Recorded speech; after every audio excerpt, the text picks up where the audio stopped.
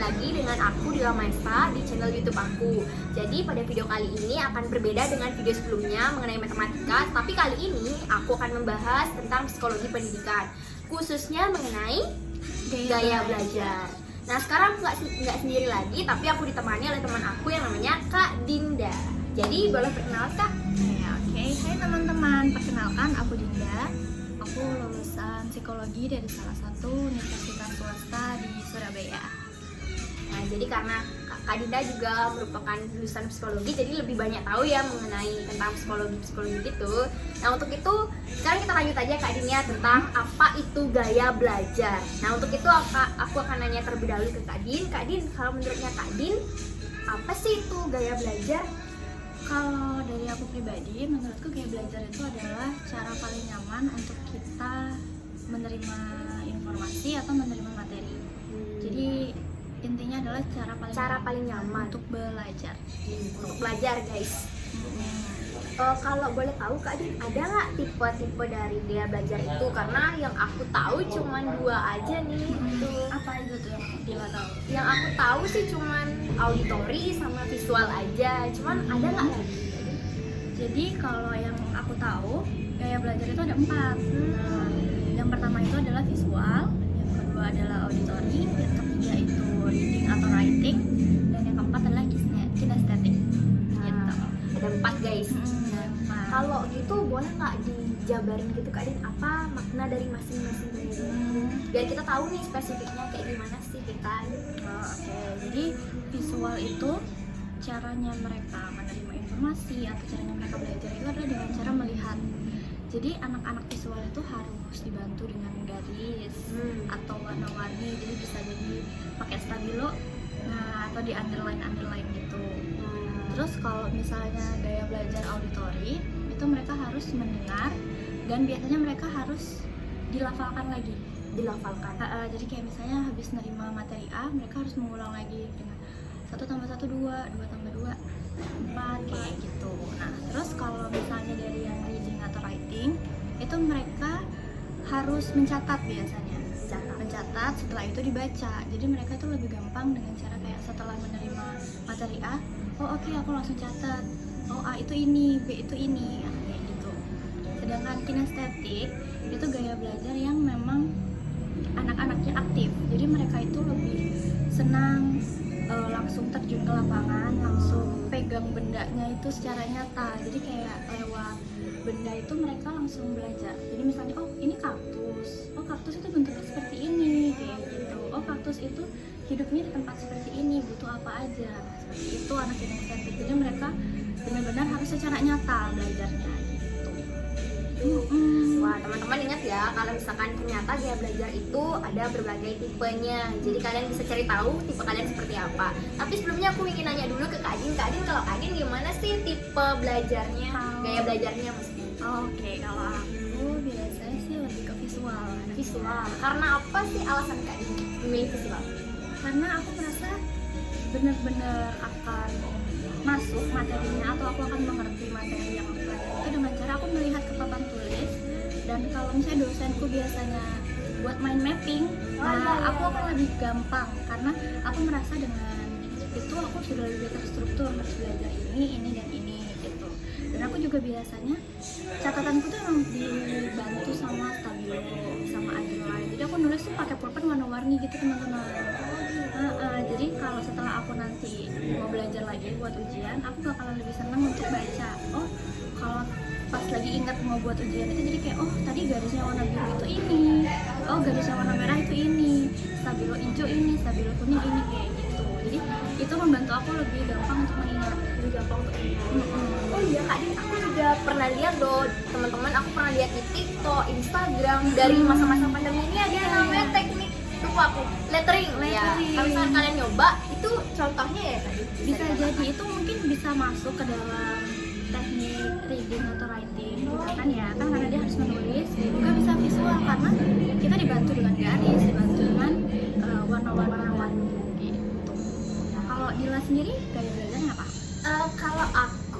Kalau dari kecil sih emang kinestetik ya teman-teman, karena gini loh Kak Din, karena aku tuh orangnya kan super bukan aktif ya, bukan hiperaktif ya. Aktif itu dalam hal aku ingin mencoba hal-hal baru. Jadi aku tuh lebih, aku kepoan orangnya. Jadi emang harus benar-benar disentuh gitu Disentuh. ya. Jadi kayak aku punya kaktus, oh kayak gini ya kaktusnya hidup di daerah gersang misalkan kayak gitu. Habis itu kalau misalkan ini minuman gimana sih rasanya, aku harus nyoba seperti itu Kak Din.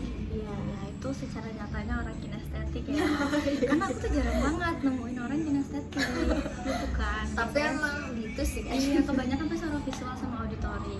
Iya, karena rata-rata sih, aku nggak bilang lebih banyak, cuma rata-rata teman-temanku itu lebih ke visual, lebih ke auditori karena mereka senang banget ngerekam. Nah, nanti di rumah didengarin lagi. Oh Kita iya. kayak, oh ini pelajaran yang tadi loh di kampus. Nah, kayak gitu. Nah Kak Din, aku juga sesekali waktu karena emang jurusan matematika ya, jadi sekali aku mencampur adukan dia belajar. Namun aku mungkin punya kendala karena kan aku harus ngapalin rumus, tapi aku tetap misalkan dosennya terlalu cepat menjelaskan, jadi aku mempunyai kendala-kendala dalam hal itu. Mungkin ada solusi nggak Kak Din mengenai apa sih gaya belajar yang cocok dalam hal itu? Kalau menurutku dari cerita Edila tadi, bisa aja kita menggunakan teknik auditori. Oh gitu. Nah, jadi kita minta izin dulu ke dosen kayak, Pak, Bu, boleh nggak kita rekam sesi materi hari ini? Gitu kan ya teman-teman. Jadi waktu mereka atau dosen kita terlalu cepat ngejelasin, kita sudah punya rekamannya, jadi kita sudah punya backupnya gitu. Jadi nanti pas di rumah, oh ini yang tadi aku ke skip, oh ada lagi nih rekaman. Gitu kan, itu mungkin bisa dicoba. Wah mantap Jadi tuh Kak Din. kalau aku sih pernahnya kayak gitu, karena iya. aku kan juga anaknya ya namanya juga mahasiswa Iya, ya, kan nggak mungkin kita kayak dalam berapa SKS itu kita benar-benar fokus. Nah gitu, aku biasanya rekam, aku pasti minta izin di depan di awal kelas untuk kayak boleh direkam atau enggak. Karena kan kadang-kadang kenapa kita harus minta izin, kadang-kadang kan dosen kita cerita atau apapun, nah itu mungkin mereka ada yang nggak mau direkam, jadi pas dia tahu ada yang ngerekam dia akan minta buat di stop dulu ya Mbak. Nah, Oh iya gitu. Jadi di stop dulu, nanti kalau misalnya emang kita mulai belajar lagi boleh direkam lagi kayak gitu. Nah gitu guys solusinya. Itu tipsnya sih. Iya, khususnya Kalau pada cepat. terlalu cepat gitu. Iya. Nah habis itu Kak Din, kan tadi aku tertarik dengan adanya gaya belajar yang baru aku dengar itu seperti reading and writing. Nah zaman sekarang itu susah banget kita mengedepankan literasi belajar kita, karena kan sekarang Indonesia lagi menggembar-gembarkan atau mencanangkan suatu literasi, khususnya literasi membaca ataupun dalam numerik. Nah itu menurut Kak Din, pandangan Kak Din mengenai hal itu bagaimana sih terhadap hal itu? Adakah solusi, adakah tips, adakah pandangan Kak Din, opininya mengenai gaya belajar itu juga terkait dengan literasi di Indonesia? Kalau menurutku emang karena aku kan anaknya nggak terlalu suka baca ya, itu memang agak susah sih gila. Kalau Dina sendiri suka baca nggak? Aku suka baca, cuman emang sih ada beberapa tipe bacaan yang mungkin kadang membuat kita jenuh ataupun mungkin membuat kita males baca. Jadi aku harus ada kayak trigger-triggernya, kayak ada apa namanya itu ya, yang membantu seperti gambar ataupun ada quotes yang menarik, itu aku Kecil suka kayak gitu gitu ya. Kak Din ya pokoknya. Ya kalau menurutku emang membaca itu susah. Cuman emang menurut semua dosen kita pasti harus membaca kan. Ya, harus membaca. Kayak gitu. Jadi mau nggak mau kita memang harus berusaha, lebih effort lah. Kalau buat aku lebih gimana ya caranya, kita tetap harus baca gitu. Harus baca guys, ingat guys, karena program pemerintah kita juga ada yang namanya literasi. Baca tentang literasi. Kalau aku sih lebih condong ke nulis kali ya. Nulis. Kalau misalnya yang lebih ke gaya belajar itu aku lebih suka nulis gitu. Jadi aku pasti bakalan nulis. Jadi dengan cara aku nulis juga itu lebih gampang buat aku ingat. Gitu kayak oh aku pernah nulis ini nih kayak gitu. Gitu sih. Cuman emang kalau buat baca emang aku agak effort gitu untuk baca gitu. Ya sekali lagi kita reminder nih buat teman-teman bahwa ada 4 tipe gaya belajar yang seperti kita sudah searching di internet ataupun kita sudah obrolin tadi, yaitu yang pertama Kak Din, visual, yang kedua auditory, yang ketiga, reading dan writing, dan yang keempat kinesthetic. Nah, jadi kalian juga bisa menentukan bagaimana sih gaya belajar kalian dari penjelasan Kak Din juga, dan juga sharing bersama saya tadi, gitu ya. Oh ya Kak Din, aku pingin membagikan tips nih dari untuk teman-teman kita, karena tadi kita kan waktu aku sama Kak Din lagi berbincang, aku sempat searching di YouTube, di internet, Google, itu ada website yang kayak gimana ya, kayak bagus banget loh untuk menentukan kita tipenya seperti apa sih gitu. Apa tuh? Aku nggak pernah dengar sih. Nah, jadi kita tuh bisa ngelihat di website yang namanya education planner, educationplanner.orang gitu kayaknya. Nah, jadi di sana kalian bisa dikasih 20 pertanyaan Kak Din. Jadi 20 pertanyaan itu tentang self assessment kita mengenai bagaimana sih tipe-tipe belajar kita. Dari pertanyaan-pertanyaan itu kita akan dikemas, dibawa kemana sih gaya belajar kita. Seru nggak Din? Iya, Tadi aku udah nyoba. Udah nyoba. Udah. Nanti aku Dan bakal ternyata tidak sesuai ekspektasiku. Aku lebih suka memang yang auditori mungkin ya. Oke. Kalau di lesnya itu. Iya, yes. Jadi kalau aku sih merasa kita tuh nggak mungkin dalam satu gaya belajar aja. Pasti memang kita tuh bisa punya empat-empatnya. Karena itu nggak bisa dilepas ya kemungkinan kita memang harus menyentuh benda itu dengan cara kinestetik. Kita memang harus melihat, karena kalau kita nggak lihat, maksudnya pasti akan susah kan ya. Iya. Kalau misalnya kita nggak mendengarkan penjelasan, tidak melihat penjelasan di papan tulis, atau tidak mendengarkan atau melihat langsung dosen kita, pasti memang agak sulit. Ya. Gitu. Kalau misalnya kita nggak membaca juga, sama yang kayak tadi kita bilang kan, itu juga pasti agak sulit. Cuma persentasenya aja menurutku yang beda. Jadi misalnya aku mungkin visual lebih banyak daripada auditory, reading atau kinestetikku. Tapi menurutku itu pasti ada di dalam diri kita masing-masing tempatnya. Pasti kayak ya Kak Din. Jadi cuma berapa persen persentasenya. Iya. Makasih nih Kak Din penjelasan tentang gaya belajar. Tapi aku sekarang mau minta nih, gimana sih tips belajarnya Kak Din selama perkuliahan? Mungkin Kak Din bakalan sharing tips dan aku bakal sharing apps apa, aplikasi apa yang bisa kita rekomendasikan ke teman-teman gitu ya. Tipsnya Kak Din gimana? Karena aku tadi anak visual, aku biasanya nyatet dengan spidol atau pulpen itu warna-warni. Jadi kayak aku gambar-gambarin, aku kotak-kotakin kayak gitu. Jadi kayak oh ini yang penting aku kotakin. Jadi nanti pas aku belajar lagi, oh yang di kotak ini memang pasti bakalan keluar di ujianku kayak gitu. Nah, aku juga pernah nyampur dengan auditori, karena seperti aku bilang tadi, aku sering rekam, aku dengerin lagi. Jadi kayak pas ada yang ke skip, oh aku catat. Nah itu juga bisa masuk ke writing sama reading. Kinestetiknya juga lebih ke itu, biasanya kalau kinestetik lebih ke ini sih ya, turun lapangan. Jadi kalau misalnya kita turun lapangan, kita pasti bakalan lebih pakem lah, lebih paham gitu sama materi yang sedang kita pelajarin gitu. Jadi menurutku jangan kayak kalau aku orang visual, aku harus belajar secara visual doang, nggak gitu. Iya. Jadi kayak ya udah kita coba Jalani aja sesuai alur. sesuai Iya. alur. Kayak kamu merasa nyaman menggunakan spidol, ya udah pakai spidol warna-warni gitu. Nah, dan harus ini juga sih, istirahat juga. Jadi kalau setahuku yang paling efektif itu 20 menit awal. Nah, kita selipin 10 menit buat istirahat. Jadi jangan langsung ditatar sampai 45 menit misalnya gitu. Jadi kayak 20 menit istirahat, 20 menit belajar, maksudnya 20 menit belajar, 10 menitnya istirahat. Nah, 20 menitnya lagi baru belajar lagi gitu. Oh, berarti itu aku lupa stylenya apa? Pomodoro style? Ya, seperti itu berarti ya Kak? Iya, jadi kayak kita nggak bakalan bisa menyerap materi kalau kita lagi jenuh kan. Iya, benar. Kalau misalnya kita belajar selama 45 menit full, itu pasti bakalan jenuh banget. Iya. Nah, itu bakalan malah buat nggak masuk materinya kan. Iya. Bener-bener gak masuk. Kadang-kadang bisa ambiar semua. Bisa jadi lupa. Lupa. Di awalnya doang yang diingat, akhir-akhirnya nggak ingat kan. Nah, itu biasanya karena kita nggak ada istirahatnya dulu di tengah-tengahnya gitu sih. Mungkin kalau misalnya di kelas emang nggak ada istirahat yang dikasih, cuman mungkin kita bisa mengistirahatkan kita sendiri ya. Jadi kayak kita nyatet-nyatet kecil, atau kita lihat-lihat benda-benda di sekitar. Jadi kayak refreshing lah gimana caranya. Lihat-lihat ya. kelas gitu. Biasanya aku gitu sih. Iya sih. Sambil lihat-lihat Lihat ada jam dinding jam berapa. Iya, gitu gitu, biasanya. iya. Cuk, kapan Gitu. selesai? Jadi kayak istirahatin diri sendiri aja. Berarti itu tips dari Kak Din. Makasih. Jadi teman-teman bisa ngikutin nih, karena itu merupakan tips penting untuk kita bagaimana kita bisa menyesuaikan diri dalam gaya belajar kita di kelas.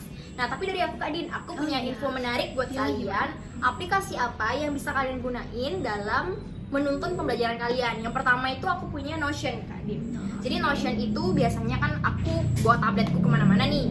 Jadi aku di situ dalam Notion itu kita bisa memanajemen waktu kita bisa buat plannernya seperti apa, hari ini aku mau ngapain, hari ini ada buku bacaan apa aja. Berarti itu nanti kita akan di reminder. Iya, kita di di reminder. reminder. Oke. Jadi ada reading listnya, ada daily listnya, kayak gitu.